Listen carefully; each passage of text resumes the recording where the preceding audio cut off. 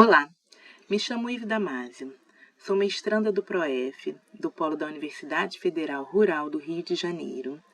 E na disciplina Problemáticas da Educação Física, nós vimos o livro Desafios da Educação Física Escolar, Temáticas da Formação em Serviço do PROEF.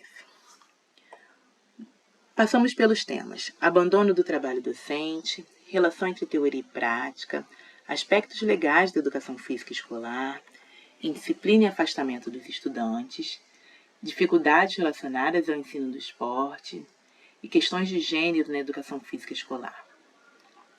No primeiro tema, abandono do trabalho docente,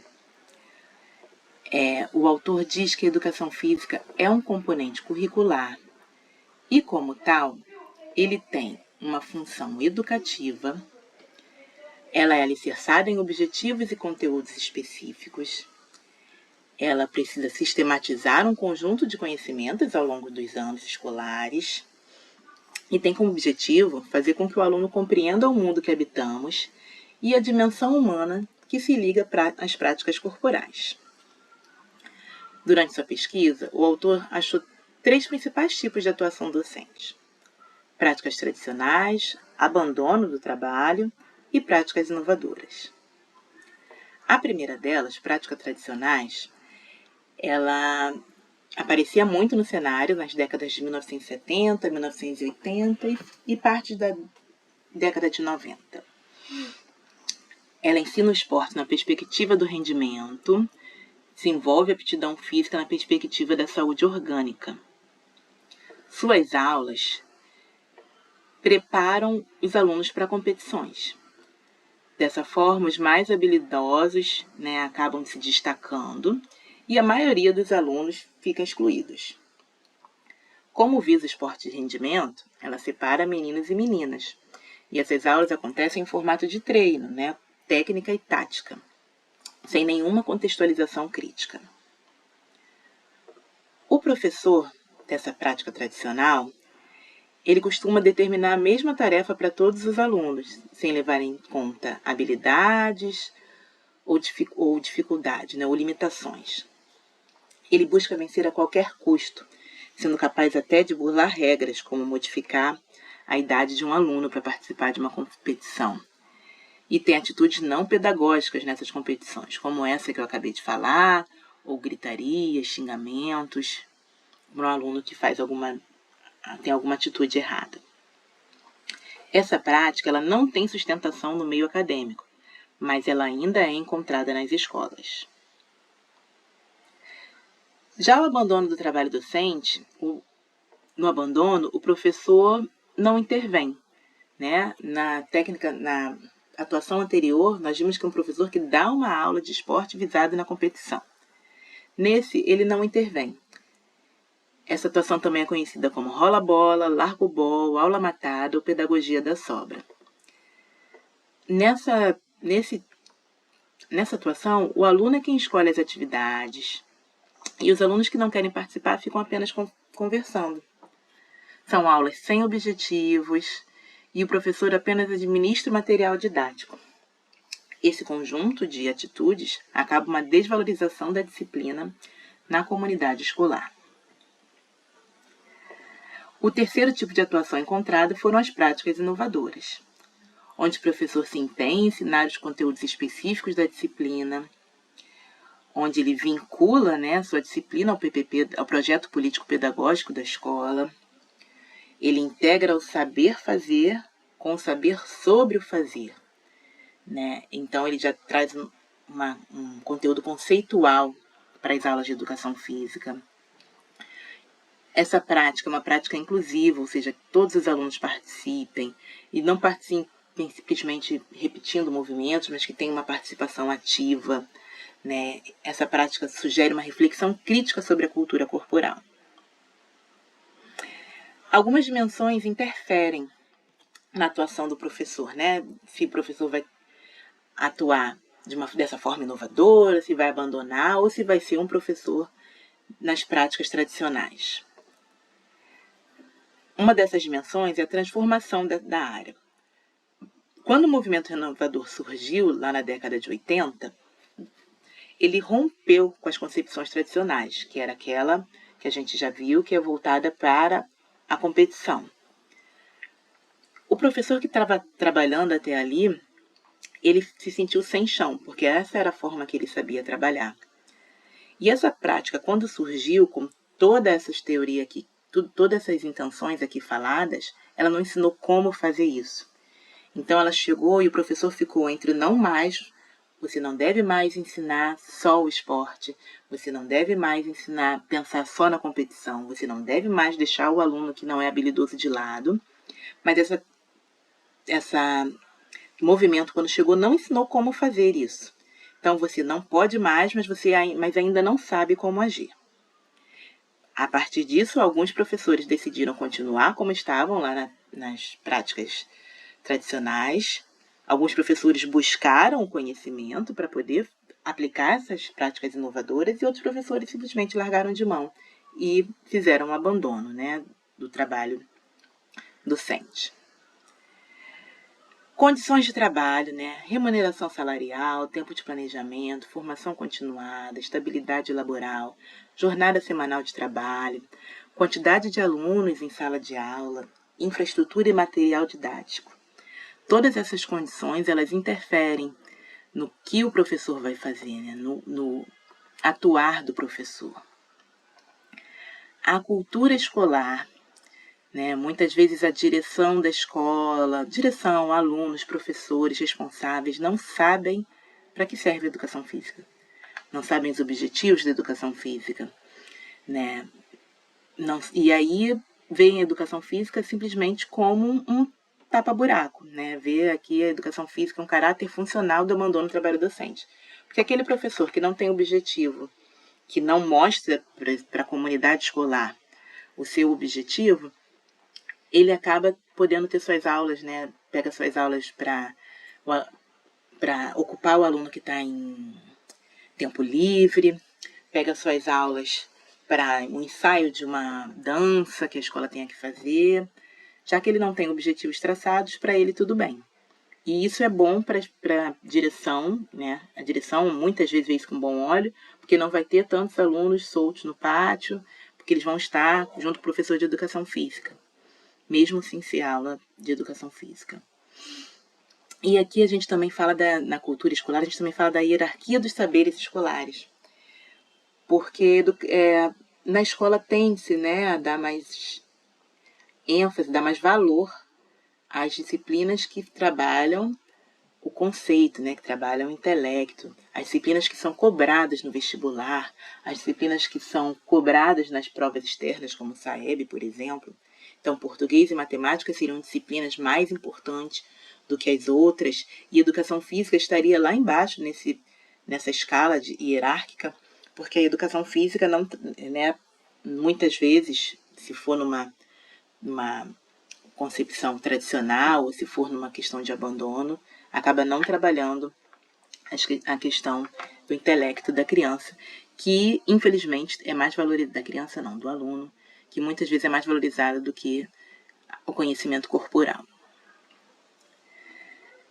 E a disposição social do professor também interfere na escolha da atuação dele, né? O conjunto de experiências de socialização profissionais e não profissionais que esse professor tem, porque a vivência que esse professor teve enquanto aluno, que ele teve na graduação, que ele teve nos trabalhos, né, a sua visão de mundo, o seu posicionamento político, tudo isso interfere em como ele vai agir. Né? E já foi visto que o professor que reflete mais sobre o seu fazer pedagógico, ele tende a praticar as práticas inovadoras. O outro tema que foi visto, o segundo tema visto, foi relação entre teoria e prática. Foi baseado no artigo Relação entre ensinar a fazer e ensinar sobre o que fazer na educação física escolar, escrito por Soraya Darido. E aí ele fala do modelo tradicional e do movimento renovador.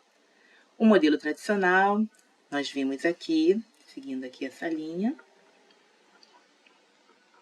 né, lá na atuação docente das práticas tradicionais. Ele está mais sobre o saber fazer, né? É o fazer para competir. Ele não explora a dimensão conceitual do esporte, né? Na época que, nesse modelo, ele usa o esporte. Ele, no currículo escolar, ele está no rol das atividades, já que ele não tem uma dimensão conceitual. E não, é muito diversificado, né? Apesar de ser o esporte, apesar de terem inúmeros esportes, é muito comum se encontrar na escola.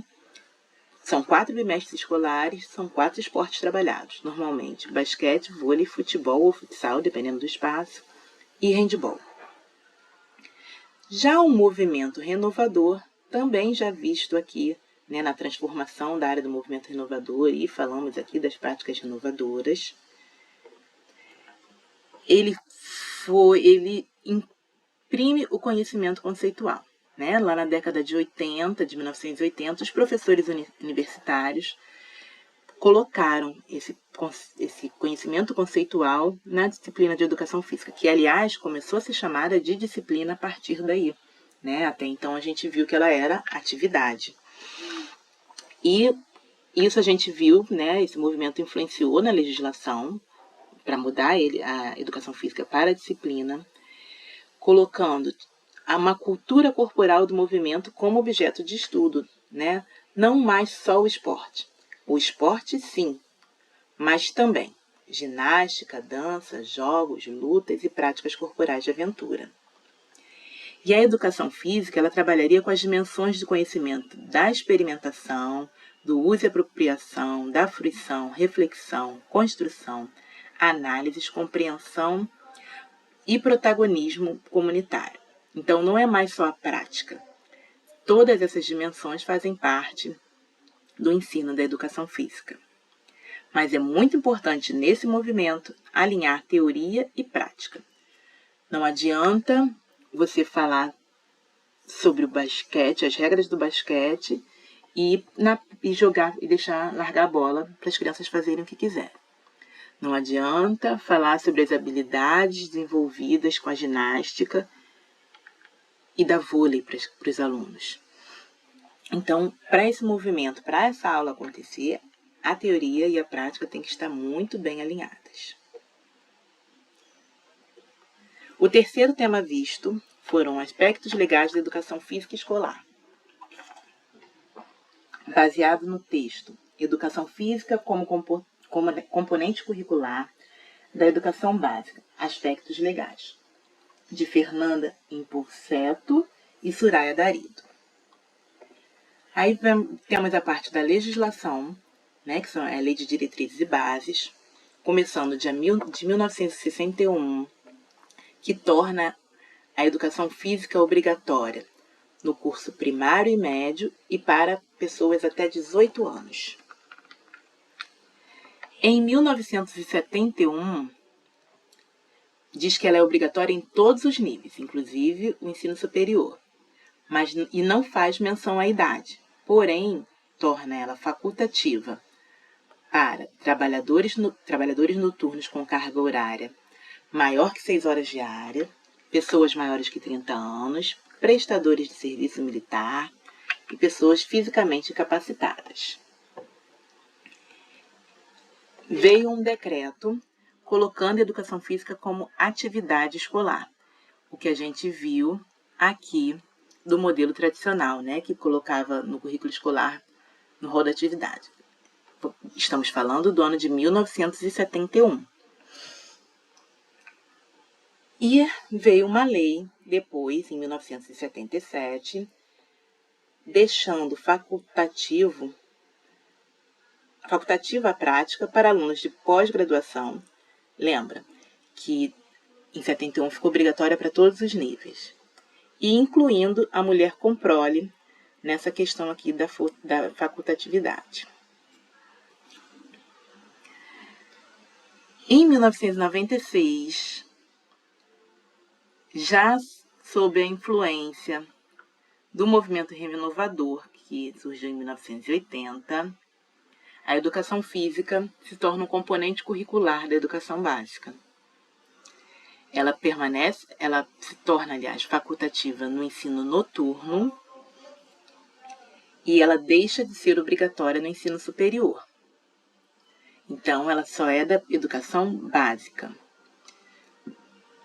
Em 2001, o texto inclui a palavra obrigatório, porque estava só como componente curricular da educação básica, e isso gerou algumas dúvidas. O pessoal da educação infantil, né, educação infantil precisa ou não precisa ter, estava meio que optativo, e aí colocando esse obrigatório, então a educação física, a educação infantil, o ensino fundamental e o ensino médio passaram a ter a educação física como obrigatório. Só que o EJA não está na educação básica, então a educação física não estava obrigatória no EJA.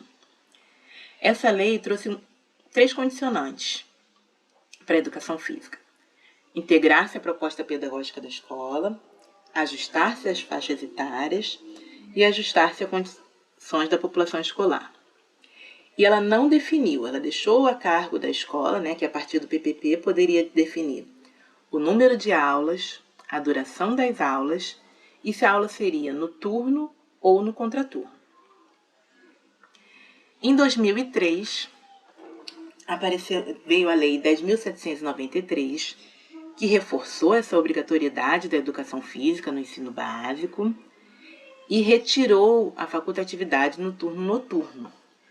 Então, a partir dessa lei aqui, a educação física ela só é facultativa para os maiores de 30 anos, para as pessoas que têm uma carga horária maior do que 6 horas semanais, para a mulher com prole, para os prestadores de serviço militar e para as pessoas fisicamente incapacitadas. E essas leis hoje têm alguns questionamentos. O caso de faculdade se refere às aulas de educação física ou à parte prática? Porque a educação física não é mais simplesmente a prática de atividades como era nas práticas tradicionais. Tem uma parte conceitual. E esse aluno que trabalha, ele não precisa saber da parte conceitual da educação física, né? O aluno que está incapacitado fisicamente não precisa saber dessa parte conceitual. E quem deve ser responsável pelo desenvolvimento das aulas na disciplina? Na lei não especifica. Então, em alguns municípios ainda se utilizam, é o professor de educação infantil quem dá a educação física nesse segmento.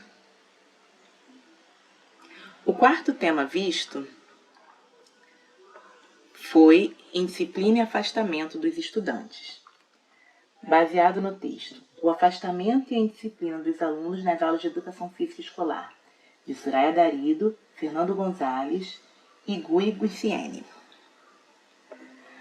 As razões desse afastamento, ela está influenciada por aspectos legais, né? A gente acabou de ver os casos onde a educação física é facultativa, né? A questão das aulas no contraturno, onde o aluno pode alegar ter alguma outra atividade para fazer no horário e aí justificar essas faltas.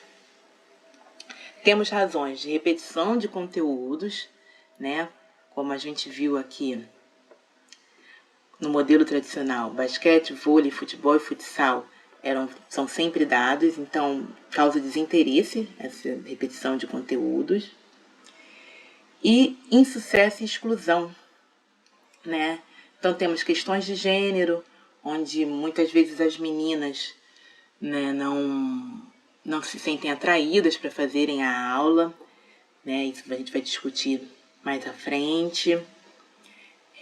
Vergonha, medo de julgamento. Então, dependendo do ambiente que as aulas aconteçam, o aluno prefere não fazer a aula do que se expor, né? Porque ele pode errar, ele pode dar um chute para fora, ele pode cair, né? E aí não é uma questão de machucar, mas é ser julgado, né? Pelos outros alunos. O artigo propõe algumas formas de evitar esse afastamento. Um ensino inclusivo e valorizador, né, onde todos se sintam pertencentes, onde todos tenham vez, onde todos sejam valorizados dentro das suas características. Uma diversificação das práticas corporais, né? deixar de terem só aqueles 4 esportes, mas usar diferentes práticas corporais que trabalham diferentes habilidades, diferentes culturas. Valorização dos diferentes saberes da cultura corporal. Criação de um ambiente colaborativo e respeitoso, onde o aluno evite essa vergonha, né? Onde o aluno não tenha medo de julgamento, onde o aluno se sinta capaz de arriscar. E isso é fácil de conseguir, né? Fácil não, isso é possível conseguir com metodologias onde o aluno seja o protagonista. Então a gente pode perceber que essas propostas, elas estão lá no movimento renovador. Né? O movimento renovador trouxe propostas para evitar a exclusão que acontecia lá no método tradicional. Indisciplina, né? Que foi o outro ponto trabalhado nesse artigo. A indisciplina é o comportamento que se opõe às regras que regem o convívio. E ela pode acontecer por desconhecimento dessas regras ou por desobediência mesmo a essas regras. Né? Então, as propostas para lidar com a indisciplina são conscientização, ensinar sobre o princípio das regras. Por exemplo, ao invés de falar simplesmente é proibido se pendurar na trave do futebol, a gente explica que é importante manter a integridade física de todos os alunos. E a gente tem que ter atitudes, ter ações que evitem que o aluno se machuque. Pendurar na grade pode cair e machucar. Então, explicando, né, esse princípio, a gente já inclui aí o pendurar na grade, pendurar na trave, subir na grade, dar carrinho e outras atitudes que levariam o aluno a se machucar. Então, é ensinar o princípio da regra e não regra por regra sem explicar o porquê. Desenvolver valores e atitudes positivas, né? Tem um esforço conjunto da escola e da família. Né? A escola não pode negar, né, que essa violência essa indisciplina, tenha uma relação até com a violência, relações externas à escola. A escola não pode jogar a culpa toda na família. A escola tem que tentar puxar a família para trabalhar junto com ela para resolver essa questão de disciplina. Mas a escola também não pode largar de mão, né, abrir mão e dizer que a culpa é toda da família. E metodologias, né, utilizadas para desenvolver esse problema são uma boa proposta. Temos como exemplo o modelo de responsabilidade pessoal e social, onde o aluno assume diferentes papéis, como, por exemplo, no jogo ele ora é jogador, ora é árbitro, ora é técnico. E o futebol calerreiro, que pega regras do futebol de rua e traz para dentro da escola. O quinto tema foi dificuldades relacionadas ao ensino do esporte. A partir do texto Inquietações no Tratamento do Esporte na Educação Física Escolar, de André Luiz Barroso. Os problemas relacionados, né, ao ensino do esporte estão ligados ao que nós vimos anteriormente do modelo tradicional. Né? São o esporte tratado como fim em si mesmo, sem contextualizar, sem ter nada conceitual, a ênfase no rendimento e na técnica, a exclusão de alunos com menos habilidade, aula voltada à formação de equipes competitivas e o esporte na escola, no lugar do esporte da escola. Ou seja, ao invés de pegar, que o ideal seria a gente fazer um esporte com as regras da escola. E muitas vezes o que acontece é pegar o esporte tradicional, né, o esporte de rendimento, e colocar dentro da escola. As abordagens renovadoras, que são vistas anteriormente aqui no movimento renovador, elas fazem uma crítica ao modelo esportivista, elas trazem propostas de ensino com significado social e cultural, elas fazem uma integração entre a prática e a reflexão, valorizam os saberes conceituais, corporais e atitudinais. Mas essa abordagem teve equívocos na sua interpretação. Ela foi vista como sendo contra o ensino do esporte, o que a gente viu que não lá, porque ela pensa na cultura corporal e o esporte está inserido. Vista como sendo contra o ensino da técnica, como pensando só na ludicidade, como se não desse valor ao rendimento, e como se ela dissesse que a reflexão deveria substituir a prática. Nada disso é verdade, né? A gente viu que essa abordagem ela tenta unir a teoria e a prática, né? Que não existe prática sem teoria, né? Que não seria bom para o aluno, né? Não faz parte da educação física escolar valorizar apenas a prática. Algumas reflexões devem ser feitas em relação ao ensino de esporte, né? Por que ensinar esporte? O que ensinar? Quais conceitos? Quais critérios para selecionar as modalidades? Como tratar essas modalidades pedagogicamente? E o que é fundamental que seja abordado? Né? Sobre o porquê ensinar, é porque o esporte faz parte da cultura corporal. Né? Na nossa sociedade é enraizado o esporte. E se faz parte da cultura corporal, é objeto de estudo da educação física. Agora, o que ensinar? Né? Só o gesto motor, como era? Não, né? Mesmo na parte motora, o ideal é que a gente ensine a lógica de desenvolvimento da modalidade. Né? Não devemos ensinar apenas o gesto motor. Devemos sim, mas podemos utilizar jogos de iniciação para isso. Porque além de estar praticando o gesto motor, o aluno já está vendo como é que se desenvolve aquela modalidade. Um exemplo, o handball. Quero ensinar o passe do handball. Ao invés de eu simplesmente ensinar o gesto motor, o passe, e colocar um aluno fazendo 20, 30 vezes um para o outro o passe do handball, eu ensino sim o gesto, eu ensino o passe e coloco o aluno para jogar o jogo dos 10 passes. Porque ali ele vai estar executando o gesto e está vendo movimentação pelo espaço da quadra, está vendo que não pode andar com a bola na mão e outras coisas da modalidade, que são específicas daquela modalidade. Quais conceitos ensinar? A hierarquia, né? Federações, confederações, aspectos fisiológicos, biomecânicos, habilidades e capacidades motoras, relações com aspectos culturais, interesses mercadológicos, parcerias com canais de televisão. E o último tema que vamos falar aqui é questões de gênero na educação física escolar. A partir do texto Educação Física Escolar e a Questão de Gênero, de Osmar Souza Júnior. Alguns conceitos são importantes serem definidos.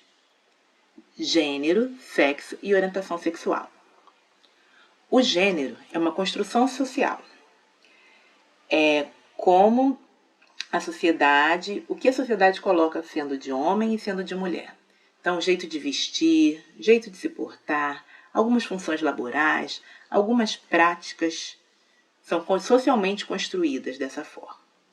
O sexo é relacionado ao biológico, né? A parte física, características físicas. E a orientação sexual está relacionada ao desejo afetivo sexual daquela pessoa. Essas diferenças de gênero, na educação física escolar, elas aparecem muito na questão biológica, né? Onde homens são mais fortes, são mais rápidos, e isso na escola começa a aparecer ali a partir da puberdade, né? Então, por isso, muitos professores tendiam a separar as aulas entre meninos e meninas a partir do segundo segmento do ensino fundamental, mas desde 1996, na Lei de Diretrizes Bases, né, da Educação Nacional, as turmas são mistas. Né? Aqui tem a ligação dessa separação da educação física em meninos e meninas, como era visto aqui, ó, nas práticas tradicionais. E temos também uma outra ligação que dá para fazer Tá mostrando, e aqui está mostrando lá na lei, lá na LDB de 1996, que foi quando foi colocada foram as turmas mistas. Temos as diferenças socioculturais, que tem a ver com a construção cultural dos corpos, né? Então, a sociedade já impõe que meninos devem jogar futebol e meninas devem jogar queimado. A gente vê, né, na questão de gênero ligada lá no afastamento, né, que tá essa setinha aqui, da questão de gênero lá com afastamento das aulas de educação física, porque as meninas têm os seus corpos desde cedo educados a ficarem mais quietos, a não se arriscarem, enquanto os meninos não.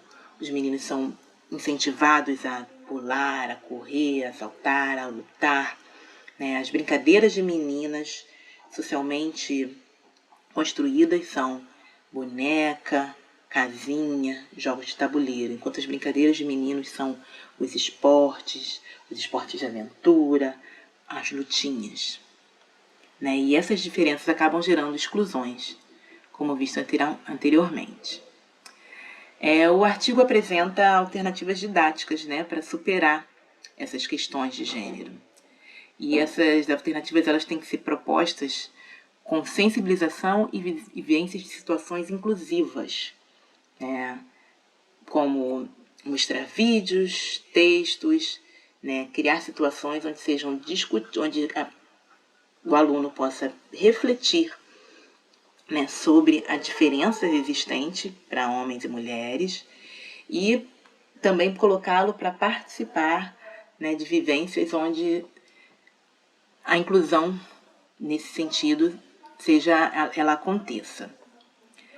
Então dá para fazer através de discussões das regras pelos alunos, atividades com papéis diversos e cooperativos, e é muito importante que o professor tenha intervenção ativa contra a exclusão e preconceito. Então, a partir desses temas, eu construí esse mapa mental do que foi trabalhado nessa disciplina.